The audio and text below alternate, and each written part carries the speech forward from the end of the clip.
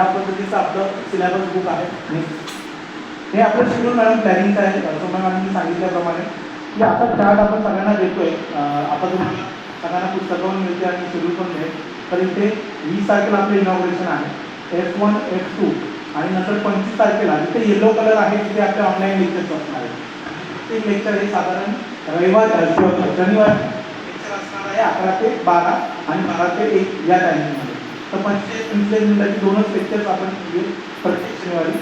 तर प्रत्येक येलो कलरच्या 2 येलो कलरच्या मध्ये किती फील्डवर तुम्हाला करायचे कंपल्सरी, म्हणजे F2 मध्ये दुसरा फील्डवर असं 40 फील्डवर्क तुम्हाला करायचे. किती?